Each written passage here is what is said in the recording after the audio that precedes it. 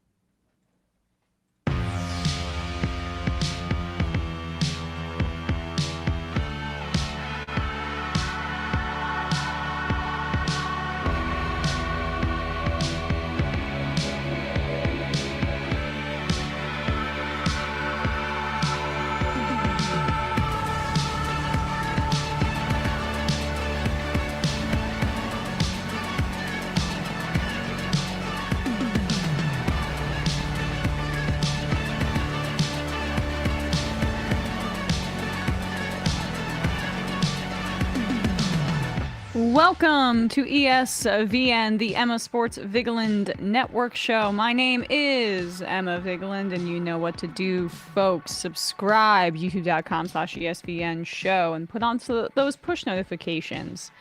And rate us 5 stars wherever you're listening to this on your podcast platforms. Say hello to Bradley Alsop. Hello, everyone.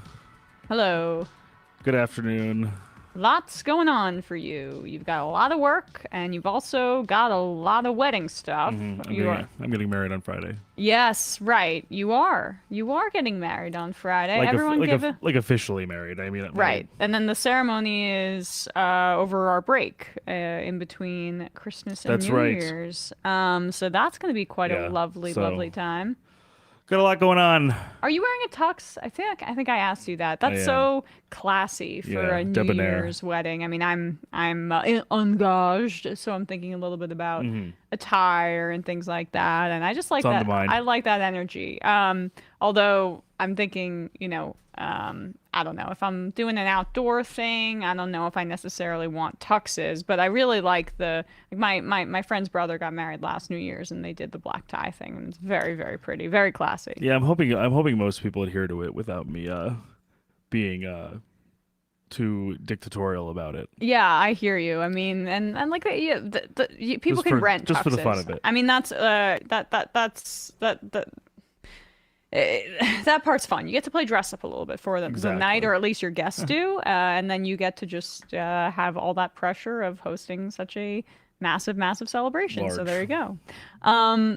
We have a lot to get to this week, and thank you guys for bearing with us last week. We are absurdly busy around this time of year, and the night before we had done a bunch of late night debate coverage, and after the Majority Report regular show, I thought I was going to literally fall asleep right here in the office. So it was just a little bit of a break. And turns out that's kind of working for you, because you went 3-0 the week before and then 2-1 this last week. Oh, good. I thought I got worried. No, you did. Picked poorly. No, you picked well, unfortunately. Well, one pick was genuinely surprising to me, the one in that 2-1, but I'm sure we'll get to that. I need the damn Giants to lose by many, many points tonight so I can maintain something, because Bradley is very, very close to me at this point in our little competition. and I don't want to be eating hot wings on air. We all saw what happened with that habanero beer, and it was not a pretty situation. That was just training. Yeah, just a little bit. Let's just get right into it here, and we'll start with the Patrick Mahomes temper tantrum on national television. And I am a Mahomes super fan. I've said I think he's the best quarterback I've ever seen in my life. He has that like insanity and of a Tom Brady, of this ultra competitive nature, which I think came out, but the physical tools of an Aaron Rodgers to that degree. For my money, he's the greatest I've ever seen play. And has that combination that I just think really lends itself to being that kind of caliber of player, and obviously going to be a first ballot Hall of Famer. I like his intensity. I like how he can, like Brady did and the Patriots, find a way to feel like the world is totally against them or that like no one believes in them to a degree, when the reality is that everybody believed in the Patriots at that time, and everybody believes in the Chiefs. And so I think that in part is the mentality that led to what we saw on national television on the sidelines after the Kadarius Toney neutral zone infraction that negated this like incredible play by Travis Kelce, where he caught the pass and lateraled it to Kadarius Toney for a touchdown. And like I say this as a Giants fan, Kadarius Toney is maybe the most undisciplined player I've ever seen in my life. He's made repeated errors, not just with the Giants, which led to his trade, but with the Chiefs this year. Well, in week 1 and against the Lions, he was the person who got what I thought was basically a perfect pass from Patrick Mahomes, bobbled it, which led to, I think, Brian Branch on the Lions intercepting it and taking it in for a touchdown. Yeah, and and that's, I think, one of them. Of them. A few different times where he's made these types of boneheaded mistakes. He is one of the most boneheaded players I have ever had the displeasure of watching.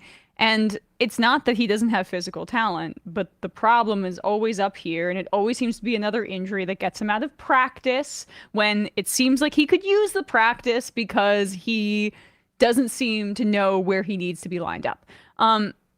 So let's play now what Patrick Mahomes had to say. We'll start first with at the handshake, and we do have to get to the Bills because that was another incredibly impressive performance by Josh Allen. But first, we'll start with this. This is what Pat Mahomes said to Josh Allen during handshakes after the game. My understanding is these guys are buddies, and so maybe that's why he's speaking with such familiarity instead of just congratulating Josh. But this is what he had to say. Here we go. This is from local news, WR. We're having a bit of a technical issue. Okay. So we're having a bit of an issue with the computer, but basically it was Patrick Mahomes saying that worst effing call ever. We got it? Okay, he needs a little bit more time, Bradley. All good. Yeah, our computer's been buggy all week, but we don't need to play it. Just scratch that. See if you can get his press conference up. We'll do our best here, but essentially, it was not the worst effing call. Can we get up the image of the offsides? The still? Okay. All right, let's take a break.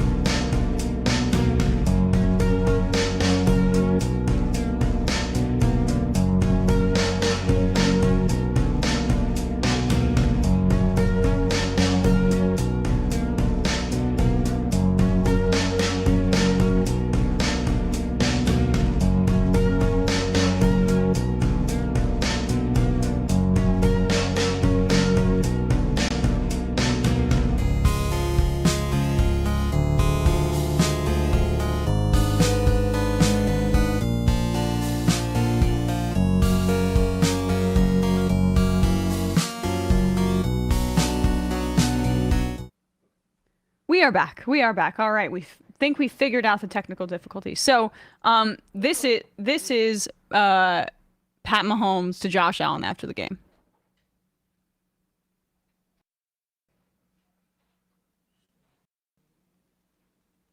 Longest fucking call I've ever seen, man. Offensive offsides in that moment, man. Fucking terrible.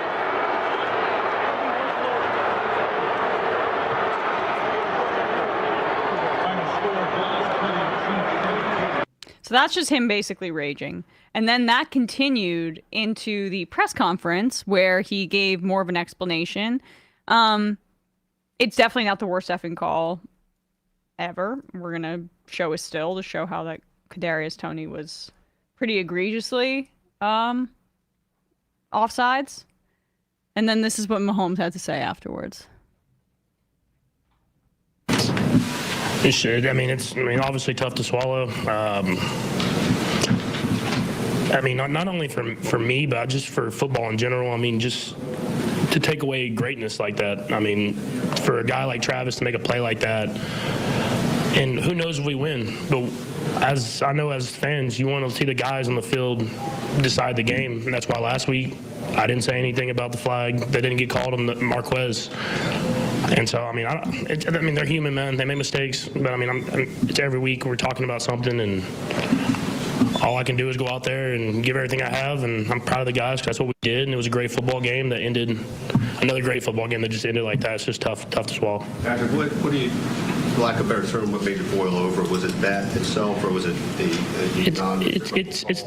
it's the call, man. Just in that moment, I mean, it's not even for myself or for me. It's just I know how much everybody puts into this game, and for it to happen on a flag change the outcome of a game.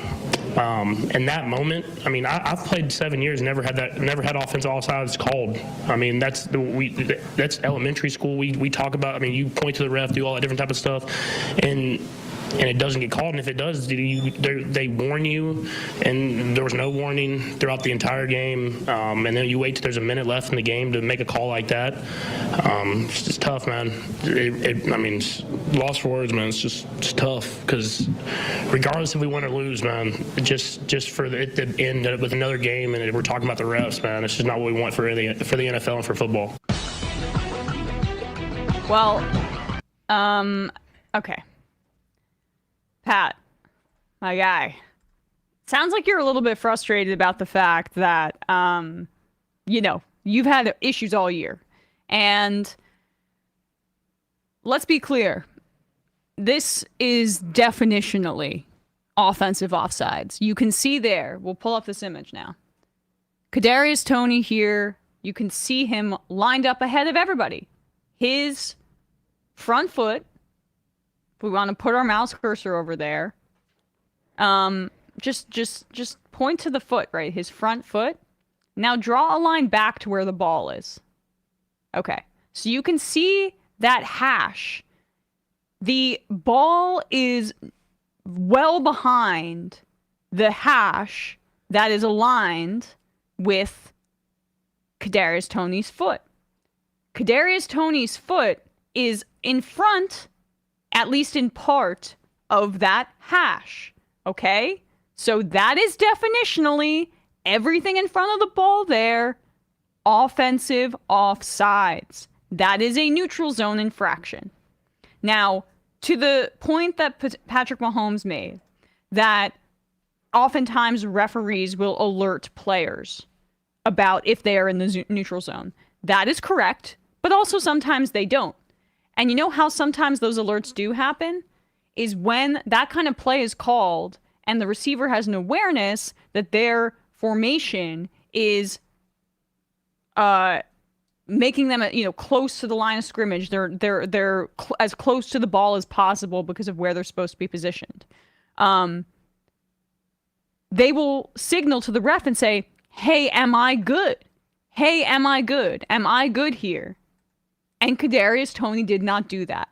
So there is no one to blame here except Kadarius Toney himself, except maybe Patrick Mahomes and Matt Nagy. I'll get into that in a sec. But it's 100% offsides. It was a great play by Kelsey, but that doesn't mean that you don't call that call. Well, that's Let me finish really quick, no, go ahead. and then we'll get into it. But Mahomes also could have, because he had an awareness that Kadarius Toney is not good at attention to detail, to put it mildly. He could have alerted and looked out for Toney and said, "Hey, dude, move back a little bit." But it's mostly on Kadarius Toney. The overall larger conversation that needs to be had about the Chiefs isn't just about the drops. Okay, that's a huge part of it, and the receivers, it's not good enough by any stretch. But also the offensive coordinator, Matt Nagy. Like, what is the major difference that we're seeing with the Chiefs and their offense? Lack of creativity, lack of rhythm, lack of coherence in offensive structure of like what makes sense to connect these two plays. If I do this, then this will open up. This was every issue that Matt Nagy had when he was the head coach in Chicago. And he's now been promoted from quarterbacks coach to offensive coordinator. And Eric Bieniemy not being there and his like hard assness that everyone describes seems to be having a real effect on the team and their overall discipline and also accountability. Because with Mahomes there, that's a complete display of lacking accountability for a guy that I think super highly of. And I mean, there's a part of me from a pure like I thought this was funny because there's a part of me from a pure fan perspective that obviously is like, would I rather that play stand because of how cool it was relative to it being called off because of an offensive offsides?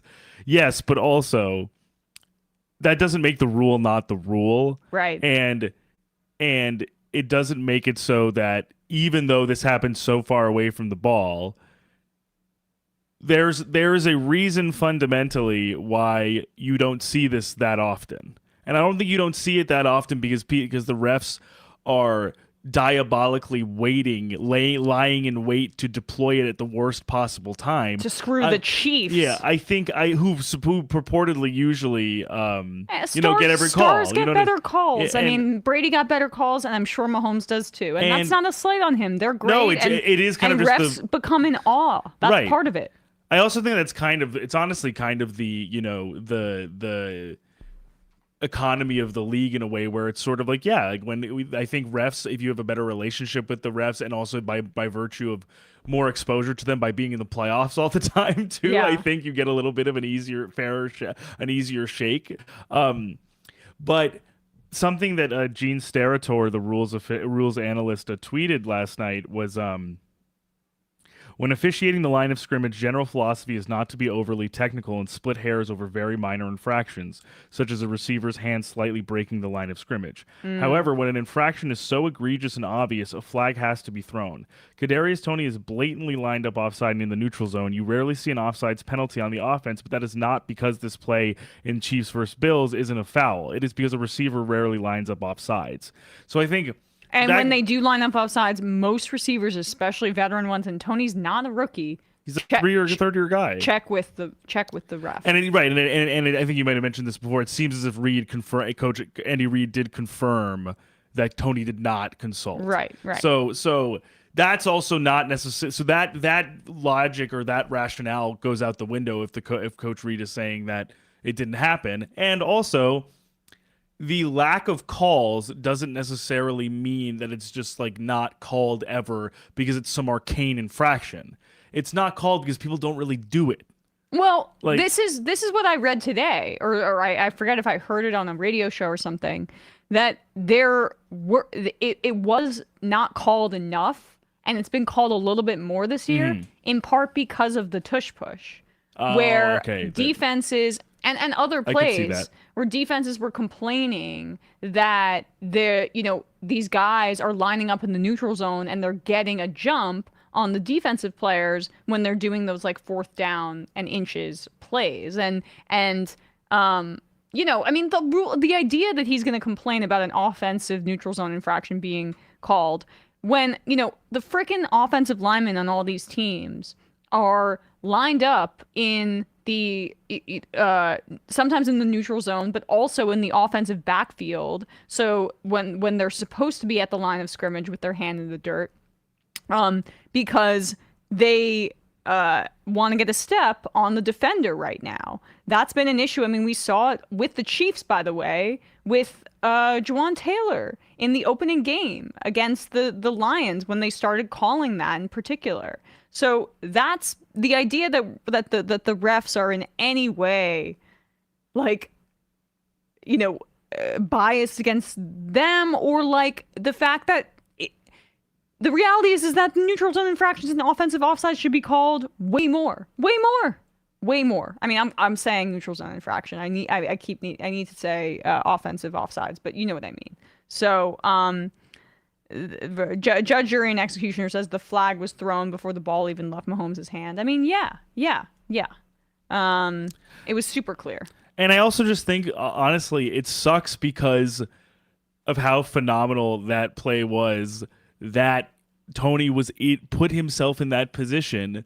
He was literally the one who scored the touchdown, and he was the reason it was called back. Yeah. Like, you have to, especially in this league, in the NFL, like, details and these very minute infractions or potential infractions are so crucial that they can swing a game, and which they did. Like, this is like, you have to be, especially when you're a team that is the reigning Super Bowl champions who have aspirations for another title or another long playoff run. This can't happen. Well, that's not happening this year. I'm going to be clear about that. I mean, that is not happening this year. They're not going to the Super Bowl. I feel like I can confidently say that at this point. It's just, they just don't seem to have it. And the AFC is more muddled than I actually anticipated. Definitely. But in terms of complete teams, I mean, the Dolphins and the Ravens are just, I think, a head above the way that the Chiefs are playing right now. And they just seem to be collapsing a bit. But let's also just give the Bills credit here, because, I mean, goddamn, Josh Allen is a warrior. He really, really carried, once again, that entire team. And he's just such a psycho. You ever see his eyes on the sideline? He just looks like he wants to just, get out there and run through a wall. He really is a total meathead in that way. But, I mean, not to say he's dumb, but yeah, his eyes are always all over the place. Get me back in there. Yeah, he's a total psycho, and he's a real competitor. I love watching Josh Allen play. And, the Bills are the kind of team where if they sneak into the wild card, everybody is going to be shaking in their boots if they come into their own stadium. No, I think they're I think especially after the bye, now that they've had a little bit of rest too, and a little bit of recuperation and kind of reevaluation that I think they seemingly needed for a long time heading into the bye.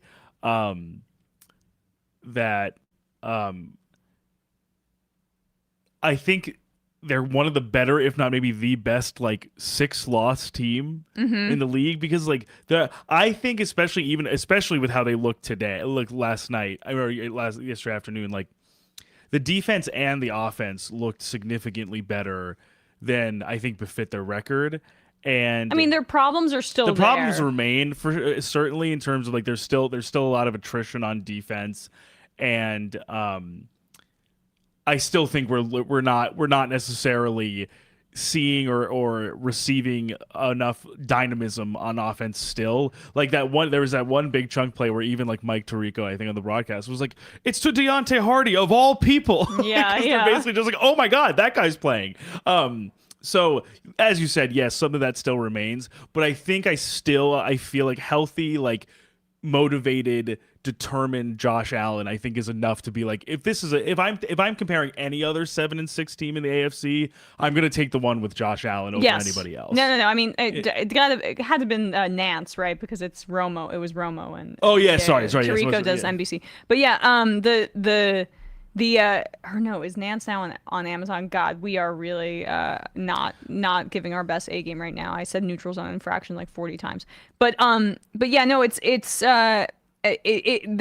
just in terms of dangerousness as a wild card. We're looking at the Browns, right now in the wild card. They are like I would think in the AFC you would much rather face the Browns and the Bills just because of the quarterback play, even though that Yeah. defense is really phenomenal. The Colts, the Texans, the Broncos, the Steelers.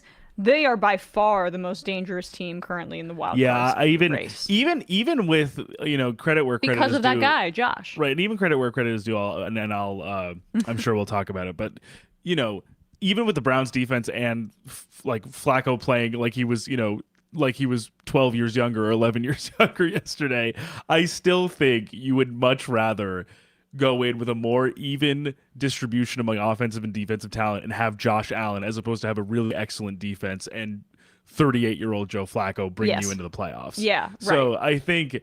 I think also I guess I just need to check. I don't exactly know. I still think the Bills have a pretty tough stretch to end the season, but I just feel like at the very least it kind of looks like they're rounding into a greater form when it's going to count more and more. Oh yeah. Well, they play the Cowboys. Yeah, so that's going to be a real test, certainly. Could be a trap, but in Buffalo, could be a trap game for the Cowboys, who will probably have like a really emotional, like let down a little bit after that. But at the same time, as I say that, the Cowboys are going to be well aware that they need to win out essentially in order to win the division, because they need to both win out and for the Eagles to lose one, and the Eagles are probably not going to lose one because they play the Seahawks. That's in Seattle. That's one way they could lose, and then that would be 3 in a row.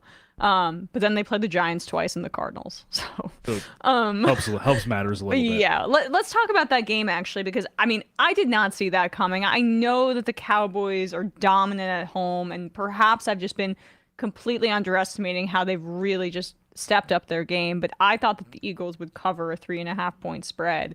And they did not. They got smacked in the mouth. And, Dak Prescott is probably going to win the MVP at this point. We will talk about Lamar Jackson in a second.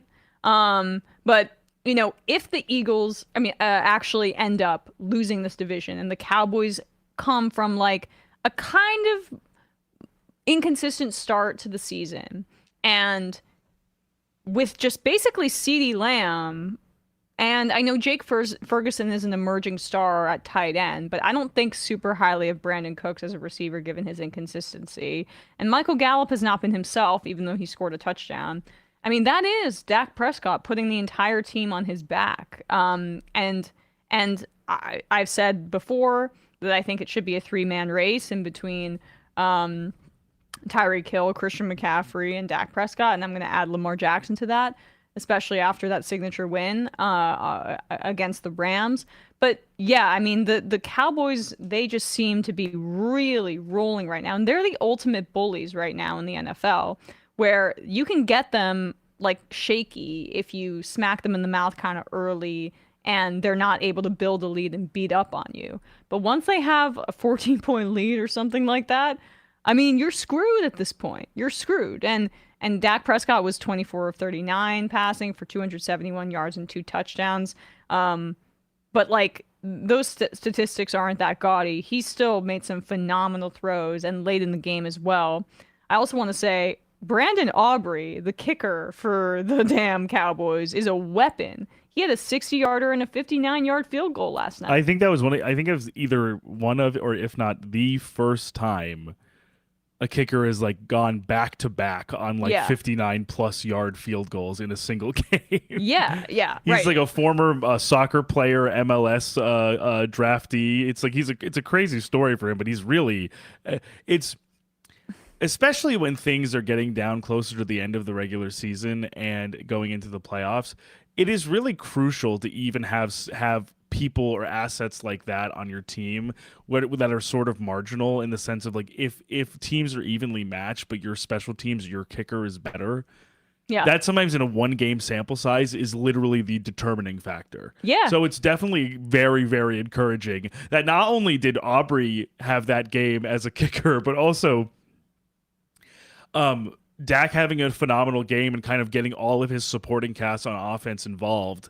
But then on the other end of it, it seems like every now and again, I mean, obviously there are the stars this year in terms of, DaRon Bland having a kind of uniquely interception filled year. I mean, I don't want to be like he's a lockdown corner. No. Often those guys don't have a ton of interceptions because no one wants to throw at them. Yeah, it's more that he's on it. He's just like he's a guy who's just literally either both. I mean, it's a combination of skill and luck. I say that because skill, it's like to jump the route and actually get the ball. Yeah. And actually then take it home. There's something to be said about that, but it does seem like there is a guy or two in each and every level of the defense that is extremely,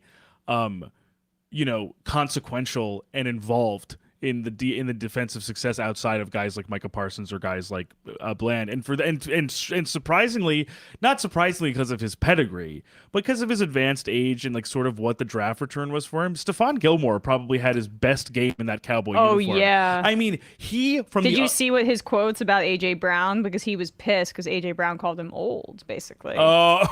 Which was not smart. No, not cool. This guy literally won the defensive player of the year as a. Yeah, he's a Super Bowl champion. He's got some reserves of legend, experience that he can screw you over with, AJ. And so that the one play though, when he was on the opposite, he was on the closer to the right sideline, and Devontae Smith came over on a crossing route to the left. Mm-hmm. He sprinted down, tracked him down, and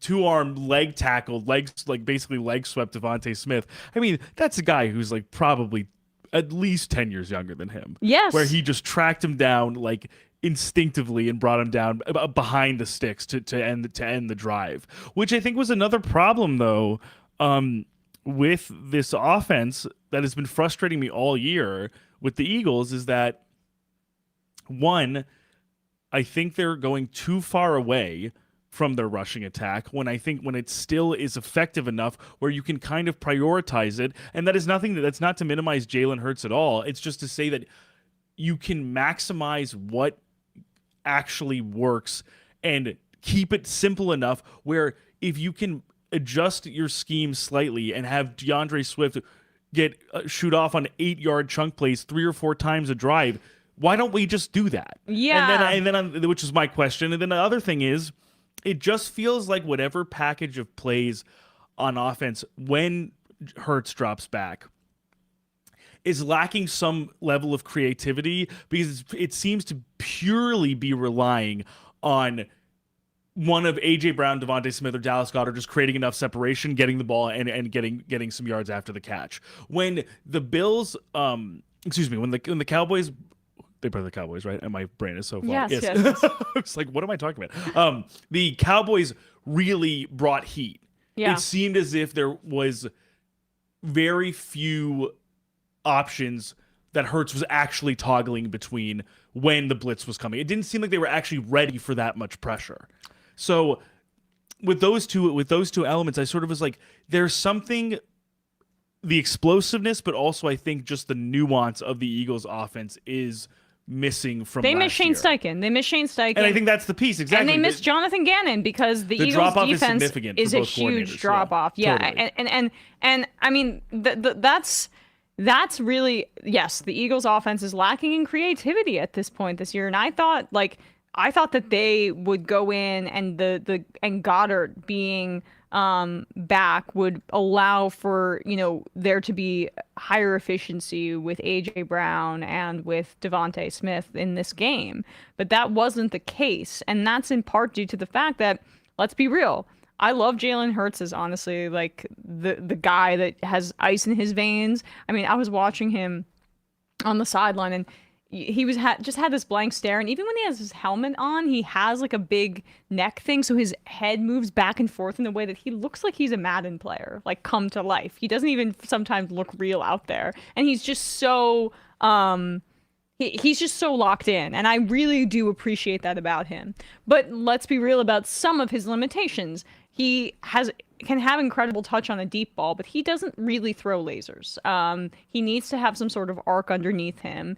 And a lot of times he's making a read about a guy that's one-on-one and throwing it up there as a 50-50 ball, as opposed to like jamming it in with arm strength into a guy's hands. He had an incredible throw along the right sideline to Devontae Smith at one point last night, which had great touch, and that has that deep ball touch that I talk about. But like, he doesn't necessarily pick you apart with his arm strength, zooming things in when guys are covered so well. And what opened that stuff up was the run game, to your point. And that's just been completely inconsistent this year. And you see Shane Steichen making the most out of Zach Moss. And Gardner Minshew. But the run game in particular is, I think, the thing that carries the Colts right now to being in a wild card spot. And you see some of the stuff that they do with Moss where I'm almost like, they could do that with the Eagles. A better offensive line, better stable of running backs, and for some reason they're just not prioritizing it nearly as much as Steichen used to do last season.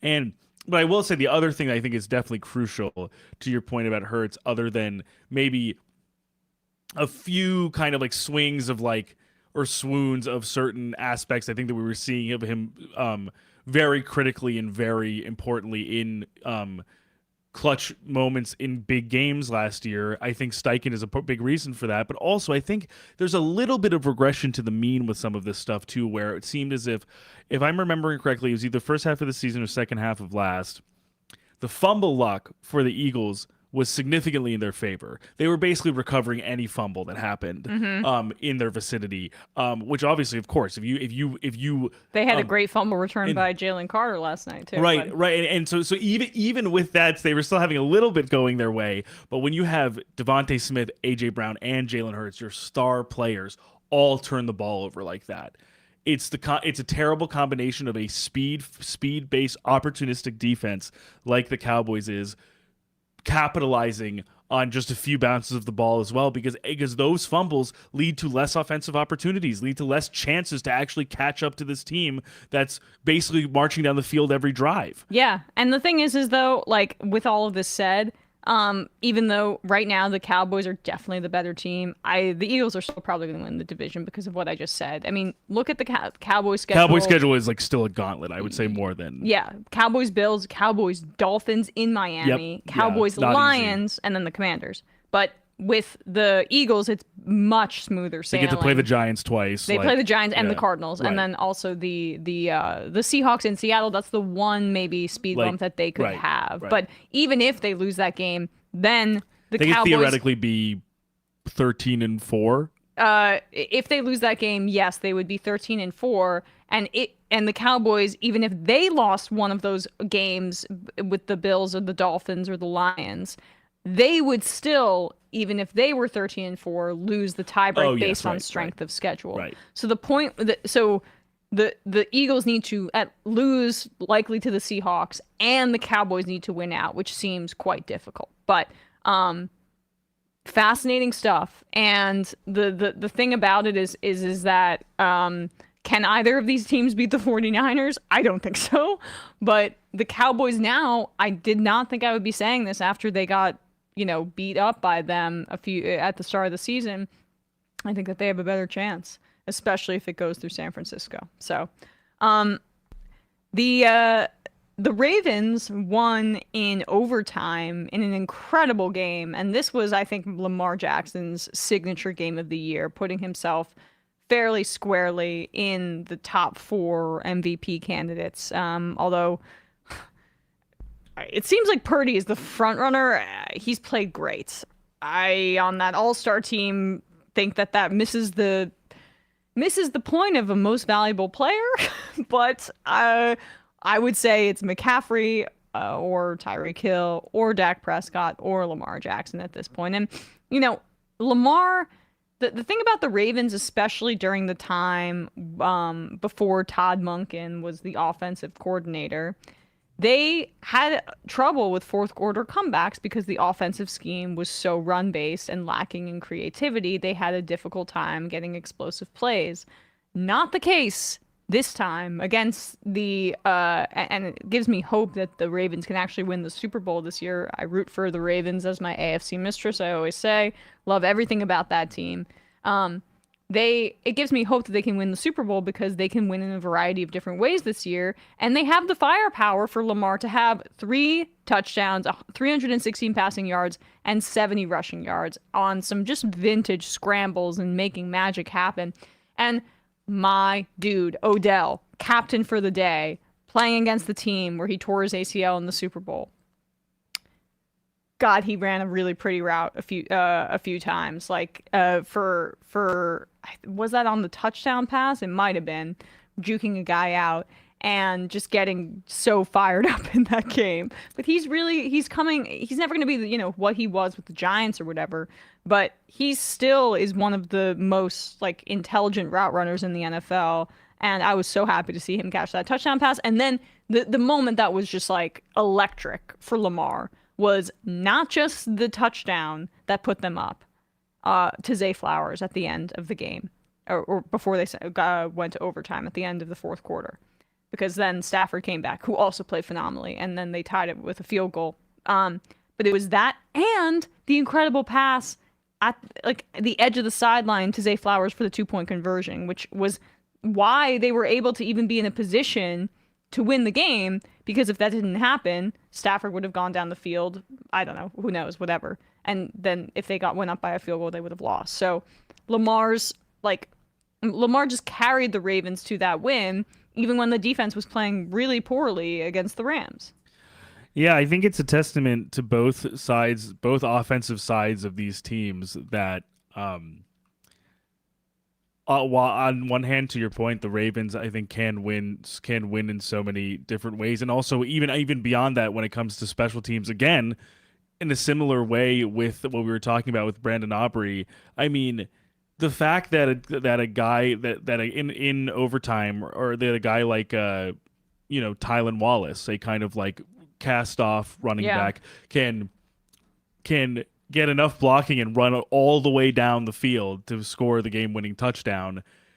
Maybe that wasn't necessarily what anyone anticipated or how anyone anticipated that the Ravens would win that game, but the fact that they could win that game, the fact that they could stay in that game and win that game that way, is a testament to the way the entire team, I think, is performing, and also the way the entire team is still kind of like fighting to win these games, even if one side is a little bit less than they expect them to be, like you said about the defense. Like, that they're not this is not a team that fully is going to lie down basically in any circumstance. Yeah, and Zay Flowers had some mental errors earlier in the game, and you saw Lamar yelling at him, basically yelling and getting really fired up in a way that was exciting to see, because that's not really his MO. He's a pretty intense competitor, but he's not typically a guy that barks at his players. Which I almost wonder, stepping up as a leader, I was going to say, and also this is obviously an intangible thing too, but I also wonder if maybe that almost makes when he does speak up like that more impactful, because he does not always like harangue his teammates or get on them like that. And he can back it up, and of course, he's backing it up. Unlike Derek Carr, right? For example. It's not a bad quarterback like blaming his receiver for a shallow route, for example. I'm just taking the names out. Derek Carr. but I can't stand when that guy yells at his players. But but on the Rams side too, I think no matter really what happens this season, I think the Sean McVay and this team should definitely hold their heads up high, because with what they've been able to find in certain areas on offense, and with certain players, obviously like Puka Nacua, who is I sometimes forget he is a rookie. This is his first season in the NFL. He's so composed. That catch he made towards the end of the game was like one of the most unbelievable throw and catch combinations I feel like I'll see all year between him and Stafford on the right sideline. It's amazing that even in this situation, in this position that they're in now, this team, that they can go basically toe-to-toe with a team like the Ravens. I don't think going into this season, either of us would have ever pegged them to be this competitive this late in the season, but also against like genuinely good teams. It just goes to show how, Sean McVay is still, despite the record not being good for the past few years, is still a master at making chicken salad out of chicken shit. Exactly. And motivating his guys, and he can just coach an offense to such an incredible degree. And Matthew Stafford is really, he was banged up earlier in the year, but man, is he playing some excellent football.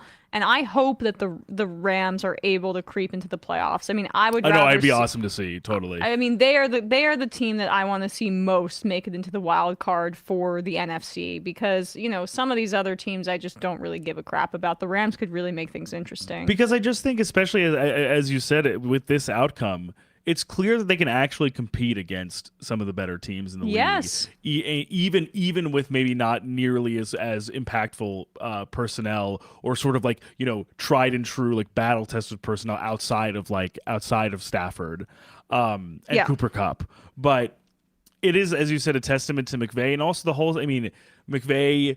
Mike LaFleur out of hell in New York is seemingly probably having a better time calling scheming up offense with his old friend Raheem Morris on defense. I think honestly has done an excellent job with a cast and crew that's not I don't think many casual NFL fans would know a whole lot of these guys, and yet they still, I think, come out there and play really hard despite of it. I mean, outside of Aaron Donald, obviously, right. But I agree with you. I think I would love to see more. I would love to have more opportunities to watch this offense continue to figure itself out and do fun things and try new things, because that's, to me, always what I've loved about McVay as a coach, is that with whoever he has, he's always trying to do kind of more.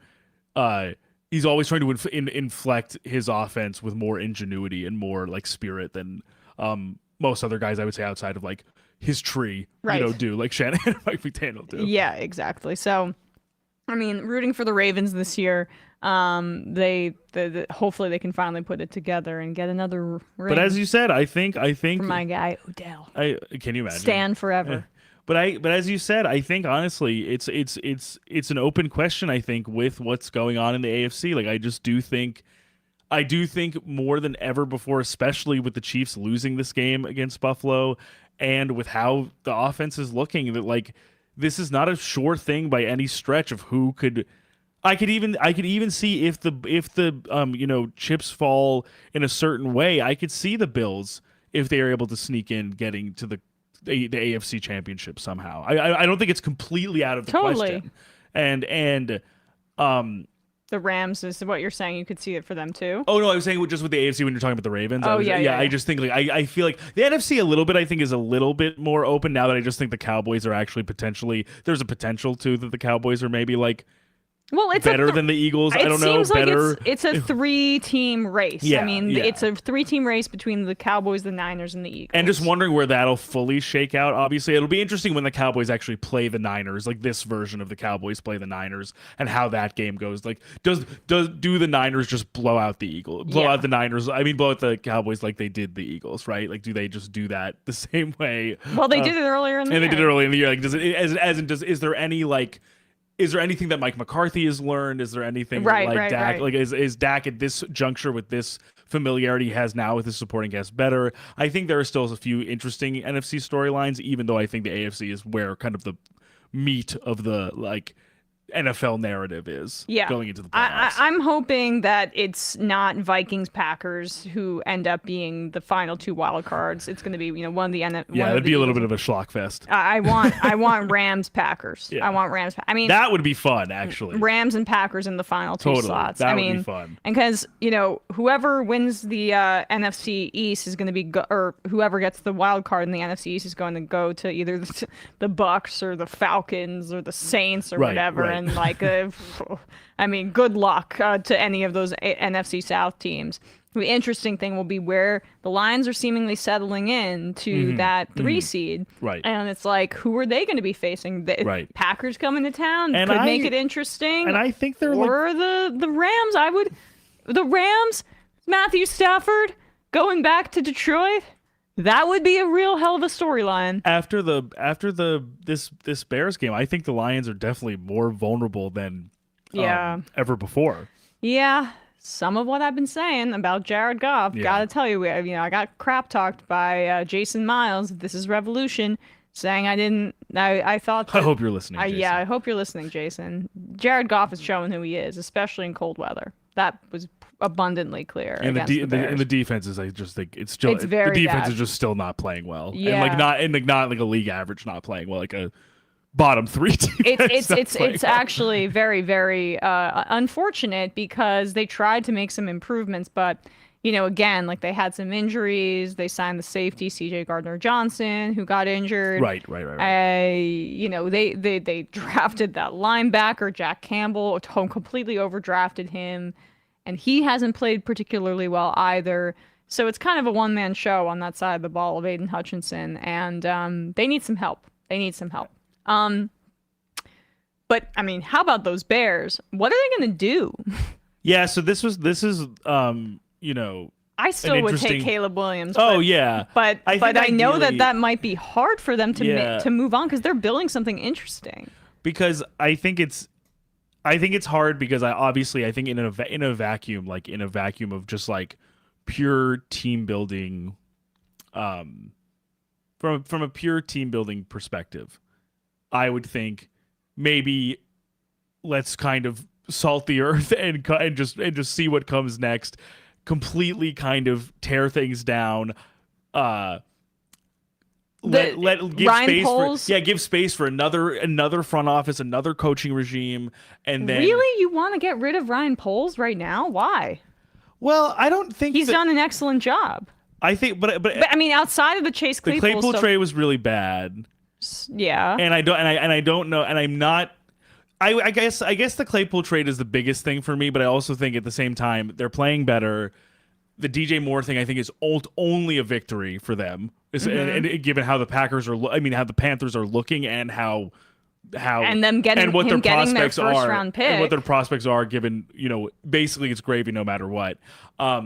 I guess I would say I would adjust that more to just say I would think maybe getting rid of Getsy and Eberflus potentially could be something that some Bears fans might be inclined to do, so to have a new coaching regime to get a Drake May or Caleb Williams in terms of a new blue chip starter. But at the same time, I think it's hard to look at how Justin Fields has played and how his chemistry with his receivers has evolved, and also how legitimately good the defense has looked the last 2 or 3 weeks to just be like, yeah, we should tear the entire thing down. I think it's a tension between do you do that to maybe accelerate 2 or 3 phases of your future now, or do you still see what you have in the guy you did draft only 2 or 3 years ago? I've solved it. I mean, okay. Yeah, what do you think? So what do you think? Fields was not drafted by this regime. That's true. That's true. So they don't have any fealty. Poles doesn't have any fealty necessarily to Fields. Yeah, I mean, they were not in love with the quarterbacks that they saw at the top of the draft. I think that's clear. Right. They probably miss on Stroud, but whatever. And they want to see what they had with Fields, who has elite athleticism. As a runner, it's insane to see him. And he has a strong arm. He has, and it's interesting when you say that, because I feel like some people have been talking about this online as well, which is with Fields relative to some other quarterbacks that are maybe comparable, he at least does very clearly have an actual plus elite trait to work with. Yes. I mean, he has a few, but that doesn't necessarily mean he's going to be an elite quarterback. Yeah, right, so I have it solved.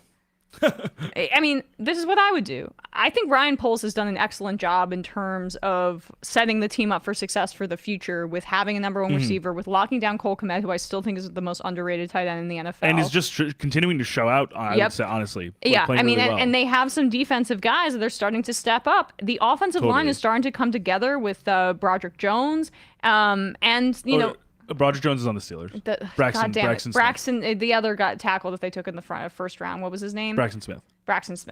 That's.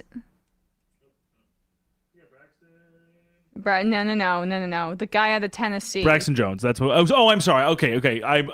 Braxton Jones is their left tackle. Darnell Wright is their right tackle. Right. God damn it. Broderick Jones is on the Steelers. Darnell Wright. Right. 2 separate Georgia offensive players. Yes. Yeah. The same draft. Right. Okay. Well, where was I going? Oh yeah, the offensive line. Just a combination of all their Roschon strengths. Johnson is a promising new draft pick. They have some and they have 2 first-round picks that are going to be in the top 10, including the first overall pick. So you take Caleb Williams or Drake May, whoever you determine is the better player. You trade Justin Fields, and you're not going to get a top pick for him. You're not going to get a top pick for him. You're going to trade him to a place like Atlanta, and you're going to get a 4th-round pick. And that's fine, because you scratch off the lottery. I actually could see this happening, the Falcons thing. Yeah, I mean, they want a running guy and somebody who can make their offense, I don't know, unique in that way. Bearable. I don't think it's necessarily a recipe for success. But I mean, that stinks. And Justin Fields, I'm sure, is well liked. But I don't necessarily think that Fields has the pocket passing ability to win a Super Bowl. And like, I think Lamar Jackson has that ability, another player who has incredible athleticism, who could pick you apart in the pocket, but Fields hasn't shown that yet. He doesn't seem to have the touch as a thrower that someone, again, just to compare him to another running quarterback that Lamar has, but any of these other quarterbacks do. And so Caleb Williams, Drake May, I think that if that's what they come to in their evaluation, that would be the smart move. And I would stay with Poles, who fleeced the Panthers, who they basically gutted their entire roster in order to have incredible cap flexibility for these coming years. Like, firing him is an abandonment of a project, and that's what dysfunctional teams do. And that's an entirely separate question from moving on from Matt Eberflus, who I think has done a fairly good job. But it's not about that, right? Like, or not fairly good job. Fairly good job in recent days. Last year was a total dumpster fire. This year was bad until recent weeks. The point is, though, if you're taking a guy like Caleb Williams first overall, get an offensive guru to come in there and work with him from day one, because it's just not a recipe for success. As we said over and over, look at how Justin Herbert has been ruined by Brandon Staley. Look how the team's success has been limited by Sean McDermott in Buffalo. For the most part, when you have a young quarterback, you want him to be working with an offensive head coach. And that's what I would do. It's cold-blooded to Eberflus, and it's cold-blooded to Justin Fields, who seems like a great guy. But I would say this is an opportunity to build something really amazing in Chicago. But I think that's why I am so on board with it. I think maybe I'm on board with it too because I'm neutral in a way. Yeah. But at the same time, I agree though in the sense of I think you make those moves, even if they do seem mercenary in a way, to get rid of Eberflus after some second half success, get rid of Fields after seeing maybe more promise than he's ever really shown on the Bears. But I think it's almost like on the other end of it, when you look at it, it's like maybe you sell as high as you can on Fields. Go for a few of the offensive minded guys. A la, maybe you throw the whole phone book at Ben Johnson to say, "Hey, please come to Bieniemy, like please come to Chicago and revitalize this franchise." Who would be better to coach Caleb Williams, who clearly models himself after Patrick Mahomes, than Eric? No, I think that would actually make, and also I think honestly I know. And Ryan Poles comes from Kansas City. But also I think with Bieniemy too is I don't actually think necessarily, maybe for some I also think, as we were saying, Ron Rivera was throwing sand in the gears because he doesn't want to get fired and replaced by Bieniemy. But I know, because I'm alluding to when we were talking about that clip where he was like, they're not used to how abrasive he can be. But it's like maybe a franchise that has been characterized by a lot of an extreme lack of discipline, with coaches getting fired for nebulous reasons that are never clarified, with like a constant string of a quarterback turnstiling prior to Fields. Like, maybe there is a need for a disciplinarian who also happens to be an extremely gifted offensive mind. Yep. Like, I mean, I don't think it's and also I don't think it's necessarily the craziest idea, and I also don't think, even if it might rub some people the wrong way, I think you take the chance at generational talent. I think you take the chance to turn the page of the history books in Chicago. But also, I'm not Virginia McCaskey, and I'm not 107 and being like, just re-up Eberflus's contract and let's do this over again. Yeah, I'll be dead soon. Right. Yeah. I mean, but not to be so morbid, I apologize. Yeah, I do think that getting rid of Poles at this point would be a mistake. Let the general manager build something. No, that's fair. I think I held the second round pick for Claypool thing against him for a while, but I think that should get absolved by the Panthers fleecing, because that I think is also more with whatever happens in the draft next year, combined with having DJ Moore. Like, yeah, that's enough. I think that's so enough. Far. Right. So there we go. There's your Bears talk for the day. Another NFC North team that I want to rant about is the Minnesota Vikings, who look, they won the game 3-0. It was like the first time since 1988 that two teams went into the second I almost forgot this half happened yesterday. 0-0. But why did they not go to Nick Mullins sooner? Why did they not? Because Joshua Dobbs seems like a lovely man. He's a great guy. Great guy. Is a horrible thrower of the football. Like, one of the worst I've seen from a guy that's been thrown out there as a starter recently. I mean, once any team got like a second of film on him, he can't throw into tight windows, and he throws the most hospital balls I think I've ever seen. Right. He just injured Justin Jefferson, who had to go to the hospital as soon as he got back. It's like a chest or rib, I think, something like that. Or yeah, and we'll see. I mean, look, I'm salty. Right as he was coming back, too. Because obviously. the fantasy playoffs start next week, and I am a Justin Jefferson fantasy manager, so I'm a little bit bummed about this, and I'm sorry, Josh Dobbs, if you're feeling the wrath. But it wasn't just to him. He threw a hospital ball to KJ Osborne. He's just missing guys and throwing really scary passes that could get intercepted on the all the time. Nick Mullins is not very talented, and Josh Dobbs may be smarter, but Nick Mullins can throw the football.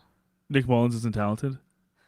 The highest single game passer rating ever? Oh, I'm so sorry. I'm so sorry. Wait, what are you talking about? Like, he can at least facilitate an offense. Well, I mean, Josh Dobbs acts like he's playing backyard football all the time, and I just don't understand sometimes the decisions that he makes. And I think he's crafty enough with his legs, but the issue is, we talk about zip on the ball. There's no zip on that ball. There's no zip. And I think that's the other thing too, is that these like some of Dobbs's throws aren't getting to his receiver. Like, I think to your point about the hospital balls, some of those throws are just not getting to receivers quickly. So there's no way to pivot, or there's no way to kind of position yourself when you're sort of waiting in almost like suspended animation for this ball to get to you, and it's a split second, obviously. But Justin Jefferson waits one more second, and he gets rocked because the ball's not there. He doesn't really throw to the sidelines. He throws over the middle when there's like three defenders going like, pow! And that's the hospital ball thrower part of the starter pack as well. Is mostly not going over to the sidelines because you kind of can't.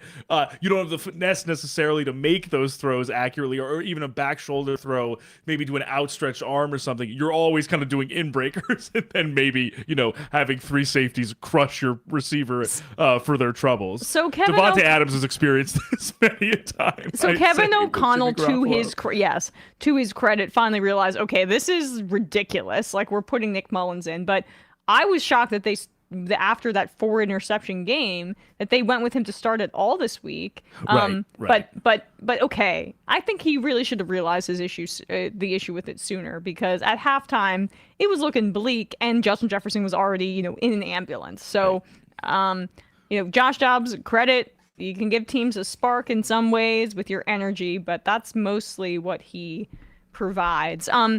Justin Herbert has now broke another finger. Do you know that? Am I allowed to confess something here? Yes. Okay, this is hard to say. In my auction draft this summer, I put $45 on Justin Herbert, and these are fake bucks, right? I don't do auction drafts. No, not real money. ESPN money. It's funny money.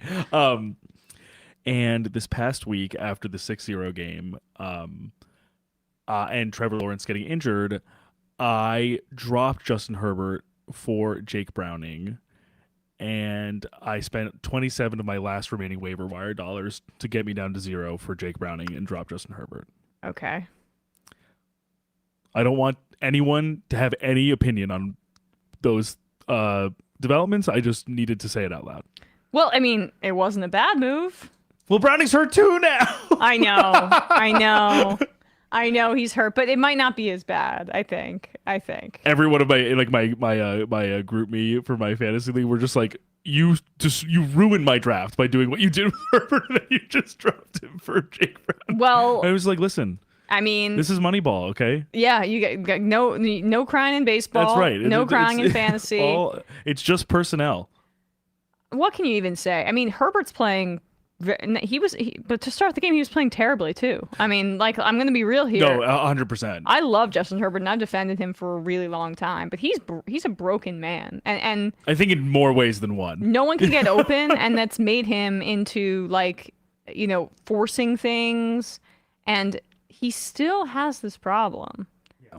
They pointed this out on the broadcast of not putting air under his footballs. Like, he can throw it as hard as possible, but he's one of the tallest quarterbacks in the NFL. They said this on the broadcast. Why does he get so many balls batted down at the line of scrimmage? And that's in part because he doesn't arc the ball over the offensive line. And he needs an offensive coach to teach him these kinds of things. I don't understand what Kellen Moore is doing. Kellen Moore played quarterback in the NFL. This is his job. And, like, my fiance said this to me. He was like, it's December 2023, and who would you say has had the better season as an offensive play caller, Emma? Mike McCarthy or Kellen Moore? No, I was like, thinking, shit. I was my thinking, whole agenda. I know the Cowboys, especially when it was sideline to sideline Cowboys Chargers last week or the week before. It was like, man, am I really gonna have to make the concession that Mike McCarthy made the right choice to become a play caller and let Kellen Moore walk? Yeah, and most analysts are saying, like, look, I don't think the Cowboys do a ton on offense. A lot of it's on Dak as well. Like, they're not, the Shanahan or Mike McDaniel. No, it's very like down the middle West Coast, like totally 1-2, get the ball, right? Old school West Coast, but they're executing at a high level at this point. Exactly, and the Chargers are not.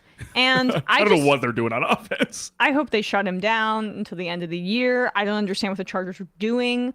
Do what the other teams that are smart are doing and fire your head coach so you can get a head start on some head coaching opportunities. Because I gotta say, like, it's really a bummer that Justin Herbert is going to go into this offseason and have a situation where probably the general manager and head coach are going to get fired. And they're going to try to rebuild that team from scratch because there's no other option. And that is complete malfeasance on the part of Tom Telesco and Chargers ownership. Brandon Staley's a dead man walking. He should be gone tomorrow, as should Ron Rivera. Another, they're on bye, but the Commanders can catch strays as well. But at least in the case of Ron Rivera, it seems like ownership there doesn't want to get into the situation where they promote Eric Bieniemy to be the head coach. No. And then they're like, pressured into making him the full-time one. But sad about the Chargers. Sad about that injury, and they should shut him down for the rest of the year.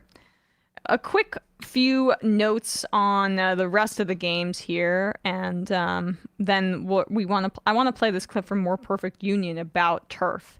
But Buccaneers, Falcons. Great job, great play by Baker Mayfield, who's he's 6 feet tall, but he looks so much shorter because he's just so broad. No, he doesn't come across as like an imposing figure. Yeah, but he's thick. He's like stocky. He's a thick boy, and he plays with a lot of moxie. And I I knew when the Falcons went up and they gave the Buccaneers enough time. I was like, this is gonna end poorly for them. And the Bucs took control. And they're the team, and honestly, it's just because of Baker Mayfield that I have the most faith in coming out of the NFC South. Because Derek Carr looks like garbage, even though they won against the Carolina Panthers. The Falcons are the most talented team, but they can't win a game to save their ass. They're horrible executors, and they have a very bad quarterback. And no matter what, like I'm telling you guys, Desmond Ridder, he seems like a nice guy, but it's not there. Baker Mayfield's playing at the highest level, and Mike Evans, too, is just continuing to just be consistent as hell. Rashad Wade, I will also say, has been coming on in recent weeks. He's had a few good snaps, a few good runs. And once they can get some momentum in the run game, it takes a lot of pressure off of Baker Mayfield. But, that's the team I would say I want to see come out of the NFC South. Ben Solak at The Ringer posted a clip of this, but I think it makes a lot of sense. He was like watching Desmond Ridder and Bijan Robinson together. It doesn't seem like they have any real chemistry. Yeah. Like it sometimes seems as if they haven't played a lot of games together or but like or practice together. It's like You saw that pass that was too early at the goal line. Ritter's firing too early. Bijan isn't turning around early enough. Like there's no cohesion in terms of like what each other's tells are, like what we're kind of signaling to one another. And that's really, really crucial when it's like your quarterback and the guy you drafted in the top 10 because he's like a generational running back prospect. Yeah. So I agree with you that I just think in terms of like team-wide cohesion, and the bar's low. I agree. I just think the Bucs are like the most competent franchise in that division. Yeah, I think so too. The Bengals, great job by Jake Browning, Bradley's buddy, who is playing really well, and I saw some. Yeah, very impressed by him. So after the first week he was in, I was like, wow, he's kind of. I mean, he's a little bit of a mini Joe Burrow in that he's a professional style quarterback that sits back in the pocket, and that's we talk about how like it doesn't make sense when a team has a running quarterback but then has statuesque Mike Glennon type, just to throw it back as the backup. You should probably have a quarterback that's a continuation of the starter's play style, and Browning's very much so like that kind of backup. So I commend the Bengals for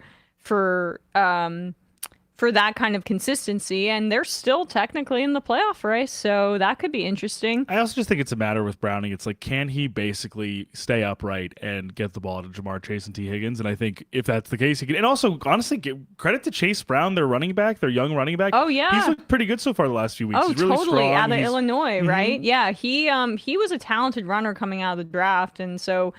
Joe Mixon's on the decline, so I was very impressed. And he doesn't offer, I think, the exact same thing that Mixon does. He's a little bit more of like a bruiser, but he's quick. Like, I think so. It's nice to see another weapon kind of emerge, especially obviously with Burrow being out. They need everything that they can get. So yeah, and good for the team chemistry next year for them to be able to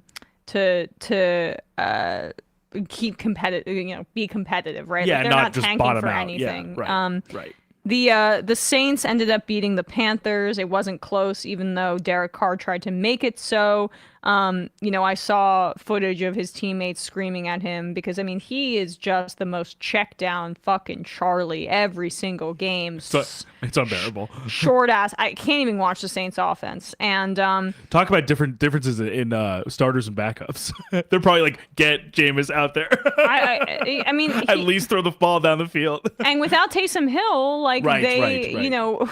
They really struggle to, like, that game should have been 45-0 or something with the freaking Panthers, who are horrible.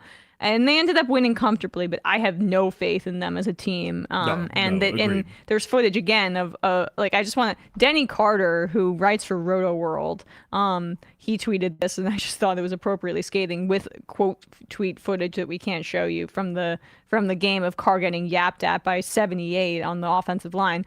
Denny says, I've covered the past few Saints games for Roto World, and it's painfully, terribly clear that Carr's teammates can't stand him on any level. They resent his poor play. They see through his leadership shtick. This team is begging for anyone else under center. They're like, this guy sucks. This guy's dime store Russell Wilson. We hate this guy. Yeah. And that was Eric McCoy, who's been on the Saints for a long time. He's probably like, hey, man, this is I've been here longer than you. Don't lecture me. Yeah, Carr is such a loser. And he just plays it up for the cameras, too. And that's the thing that bothers me, is, like, he never wants to get the blame in the media. He's so insecure. I'm a Derek Carr hater. We touched on the 49ers. I mean, Drew Lock, taking care of business. Valiant effort. They started off taking some chances, but then it's, of course, like Deebo Samuel, like all the way down the sideline. It's like smoke should be coming out of his shoes. Deebo Samuel is making a case for, top 3 receiver in the NFL at this point and later in the season. It's just like every part of it, like the way he can shift his hips, the way he catches the ball, like how, like, the way his feet move, it looks like he kind of looks like it's almost like an animation a little bit, like the way it's like his feet just start to blur. I'm like, oh my god. I mean, I think you could see his thighs from space. Oh my! He's right, and on top of all that, he's absolutely jacked. He's got the legs of like a guard, but he's a freaking wide receiver. the Jaguars lost to the Browns, and it probably shouldn't have been that close, but Flacco turned over the ball a few times, and the defense had some errors. But Joe Flacco threw for over 300 yards at Honestly, age 412. Good for him. I mean, good for him. Would have loved if under any other week when the Jets didn't win, I would have been happy to have Broadway Joe suit up again. I want the Browns to make the playoffs, and I want the Ravens to get the first seed and the Browns to make it past the first round. And then I want Flacco back in Baltimore leading the Browns. Flacco v. Lamar. Yes, that's what I want. Teacher versus student. That's what I want. And I mean, Trevor Lawrence, I cannot believe he played that game. But you know, I know he had some mistakes. I would imagine that it threw him off a bit. But I'm sure he was on so many drugs that he will never reveal to the world. Yeah, at the very least, he was still able to get a few touchdown passes, like one to Ingram and one to Parker Washington. But I agree with you. I just feel like any real contact he started taking was like really like clearly affecting him. Yeah, exactly. And then let's end with the Jets here. Zachy Wilson thrown for over 300 yards. Oh, we all knew it was coming. In the rain, baby. We all knew it was coming. We all knew that Zach can play in weather. We all knew he could play in weather. He's their best option at quarterback. We've been saying it all along. Come on, dude. How fucking embarrassing is it that for him to have this performance after Robert Saleh decided to make him third in the depth chart, then put Tim Boyle out there, then put Trevor Siemian out there, and then this is what happens when you put him back in.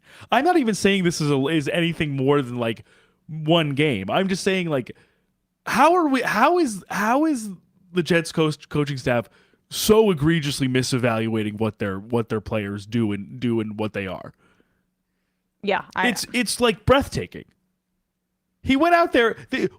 I don't think a Jets quarterback has thrown for over 300 yards A, all season, or B, maybe even last season. Maybe since Mike White played the Bears. Yeah, I mean, he's a terrible coach. I don't really understand like how, he's going to stick around for one more year because Aaron Rodgers wanted to be with this coaching staff. I truly think that's the only way. But I mean, like he accidentally texted a former WFAN host, John Benigno. People should look this up. Oh yes, this is funny. Like this is how insecure this guy is, and it really sticks out to me in my opinion that like he sent him a long list of all the coaches' records without their starting quarterback, and John Benigno, who, again, former host of a New York City sports radio station who's not there anymore, was like, oh, well, Zach Wilson was your starting quarterback, and you're not counting that in your win-loss record when you're comparing it to other coaches. Right, and also, as he said in this clip, in that calculation, the Jets starter is Aaron Rodgers, who played 4 snaps before going down for the season? Yeah, right. Exactly. So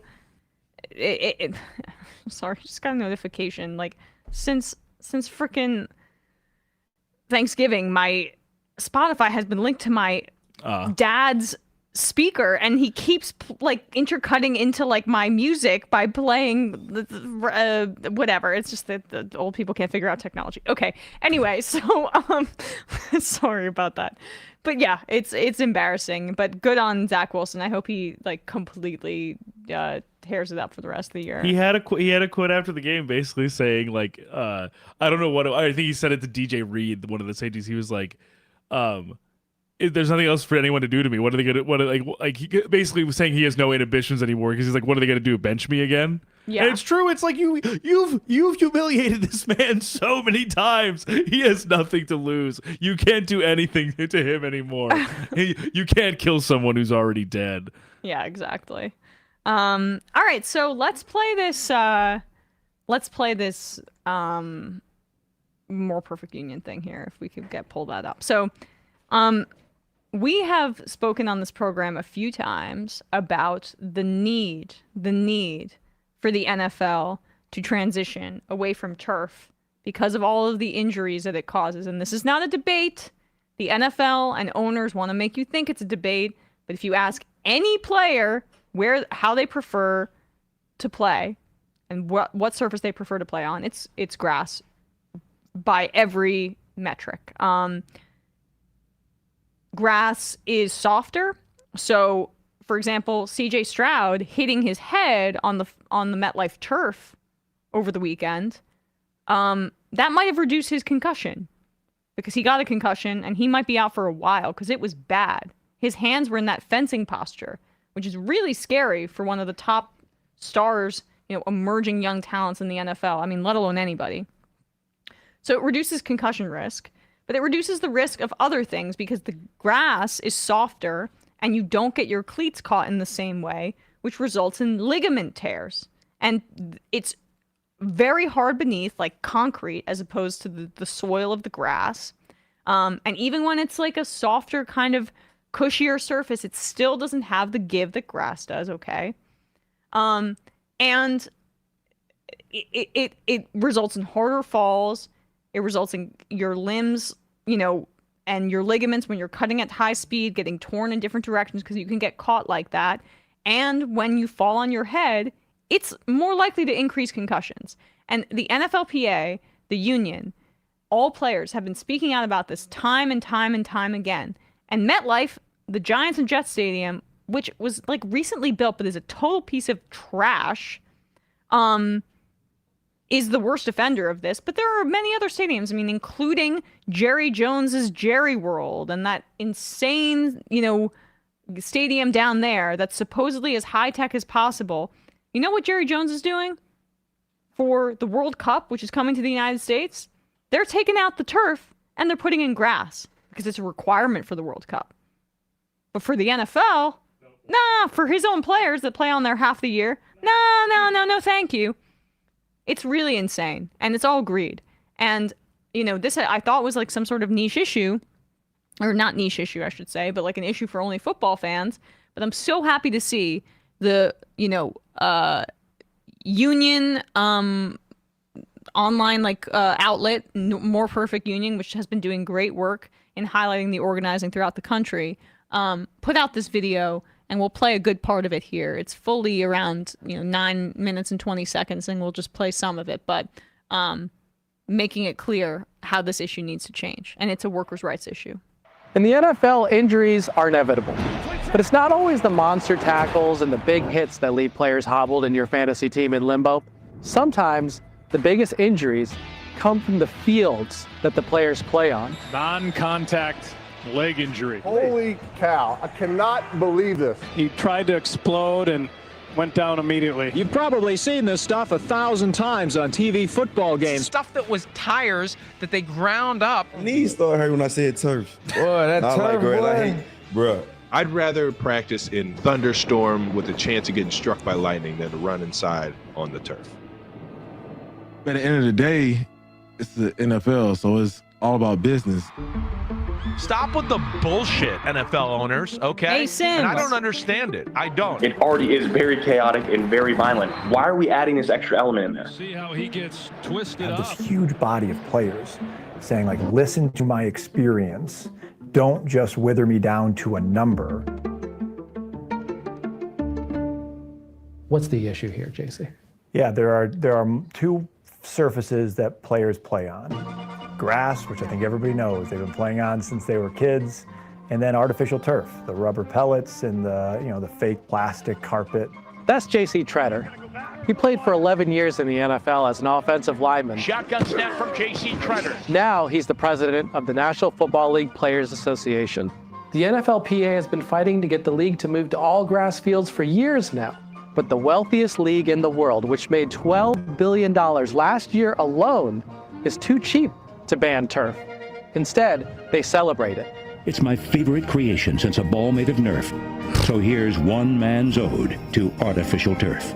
And this is what NFL Commissioner Roger Goodell is now saying about the dangers of turf. You've got mixed opinions. What we want to go is on science. Well over 90% of our players prefer to play on grass. Feel that their bodies feel better, their bodies respond better. You ask any player in the league about turf, they're just like, It hurts your knees, your back. It just takes a toll on your body. It sucks. No one enjoys playing on it. Everyone's too scared to talk about it. And then you look at the data that's brought in, and for 11 straight years, the injury rates on grass have been better than the injury rates on turf. Half the league uses grass. The other half plays home games on turf.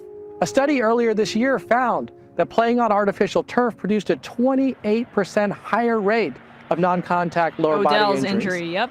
Medical professionals will tell you that the reasons are obvious. The evidence out there shows that for foot and ankle injuries, those are the highest risk on artificial surfaces. You know, it's like kind of like running on concrete. If you're running on concrete a lot, it's a lot of wear and tear, and you can hurt your joints, hurt your ankle. Whereas if you're running on a softer surface or like a grass surface, there's more give, there's more cushion.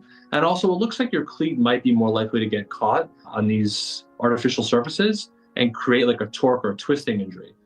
Later in my career, my knees were not in good shape. When the schedule would come out, the first thing I would do would be circle the games that are on turf and just hope that they weren't like back-to-back weeks, because I knew like I'm not going to be able to recover. And when you have all of these players saying the same thing, guys know how much pain they're in from playing on turf. The injuries this year have been piling up, with turf fields helping take out one superstar after another. He's down. He's down. No. Holy cow. I cannot believe this. Yet the NFL refuses to budge, even as anger from the players continues to mount. All NFL games should be played on grass fields. It is a joke. Take care of your players, man. This is Kelsey, two straight. Oh, no. The data is clear, and yet they want to continue to pursue a turf that jeopardizes the main value that they have. Mind-boggling. Why is it happening, JC?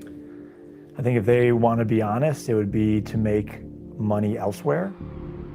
They would prefer to be able to host concerts and monster truck rallies, and it's easier to do that when your field is plastic and you can put things over top of it. Unfortunately, over the past year, some teams have gone in the wrong direction. We saw Carolina and we saw Tennessee, both of which used to be grass fields, have recently moved to turf. And they both said like it's too hard to grow grass.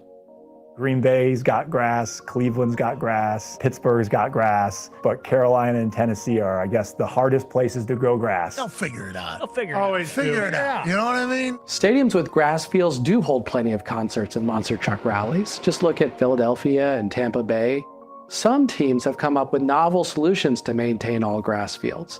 In places like Vegas, like Phoenix, they have a field that rolls in and out through a garage door, if you will. That's Professor Trey Rogers, the preeminent expert in replacing turf fields with grass. For decades, he's been deploying a state-of-the-art system designed to work in any modern stadium. The solid plastic can be developed. All right, I think, we got a good gist of this. I almost played the entire video, but, we're already in a dicey territory with, some of that footage. But hopefully we don't get in trouble, because this is this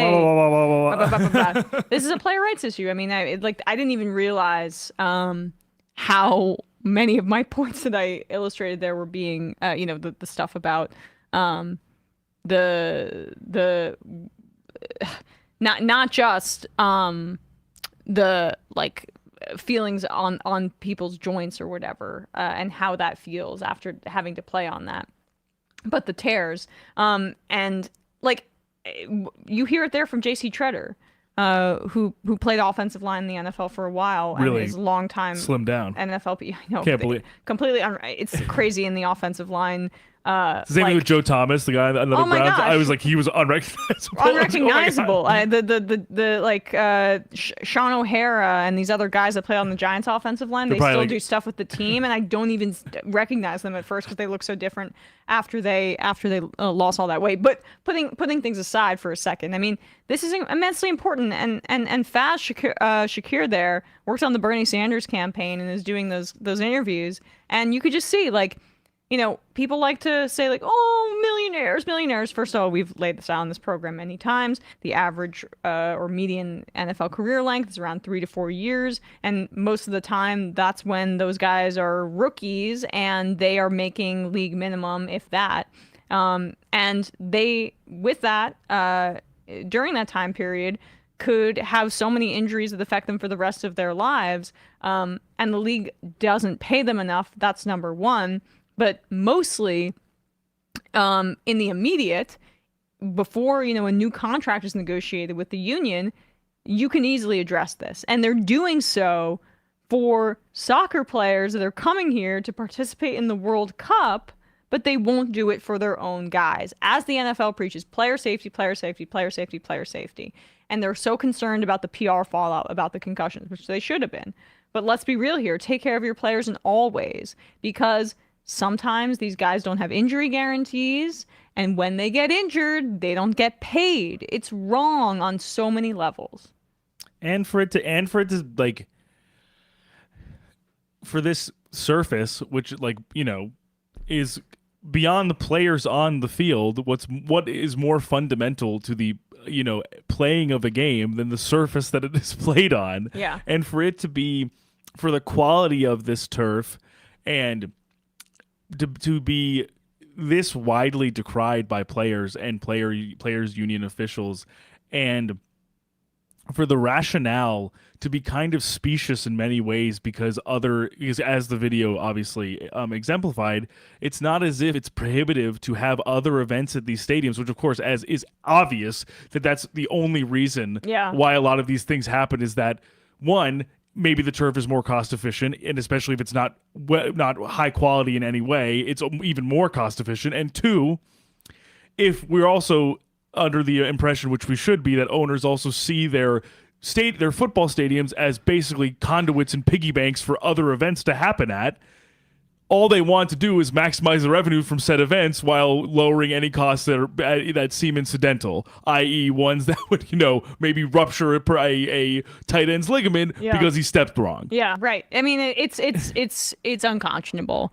And that's why the NFL has to step in and mandate this on the part of the owners. Mandate it, because they're not going to do it themselves. And I hope, I know it probably is a losing battle, just because I know obviously these NFLPA skirmishes with the collective bargaining agreement, sometimes you got to lose things in order to win or maintain certain things. But I hope there's some agitation on behalf of this in the next collective bargaining agreement to say we need to ensure some sort of protections against these things. Look at games from like 2002 and see how it's like lime green, basically linoleum that they're running on. I mean, tile. Yeah, and then they made it look a little more like grass, but it's still freaking turf. And it can't look that fake. Yeah.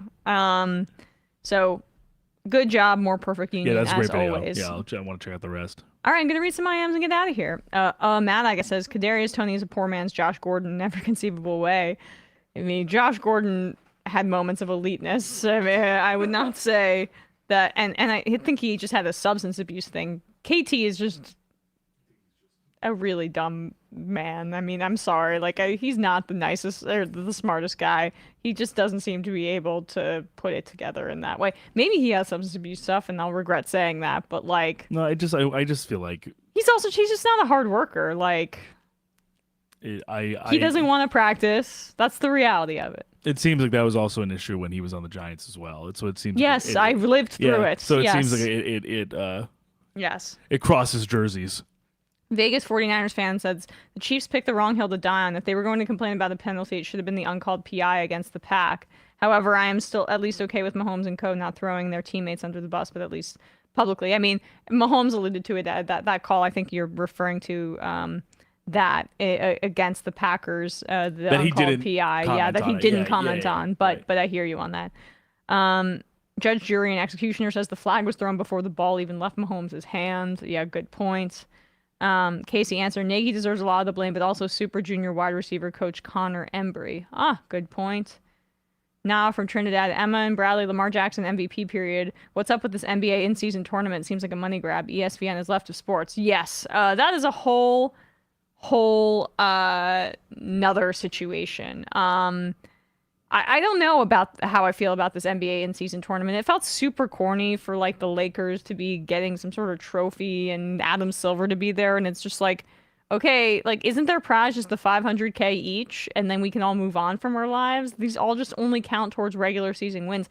Like, I honestly think the NHL, and I never thought I'd say this, does it better by doing one outdoor game or a few outdoor games a year for the fans, and that's like a way to spice up the middle of the season, and make it a little more interesting. But just like the NBA in-season tournament, you know, it's one game and it counts as a regular season win.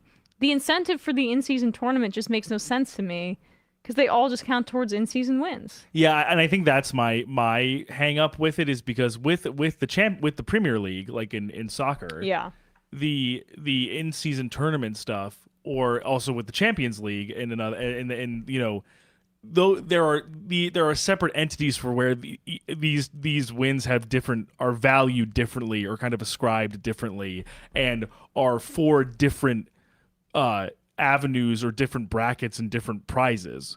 So I think that's what actually differentiates it as an in-season tournament, that there's a separate incentive structure. Yeah. Whereas for this, even though sure, you win the first one, you get a trophy and get some sort of credit, and also of course the money for some of these lower earning players, I'm sure is very, very helpful, and I think probably galvanizes them to want to compete hard to get it. But I think it would be nice if there was some sort of different avenue for it, other than just these are just going to be regular season wins. Yeah. And that's it. Yeah. It's just it seems like they're trying to get more eyeballs in the regular season, and they would never do this. But I just wish they'd reduce the freaking regular season. I mean, there's no reason we need to be playing 82 basketball games. There's no reason we need to be playing 82 hockey games. It's just way too many games.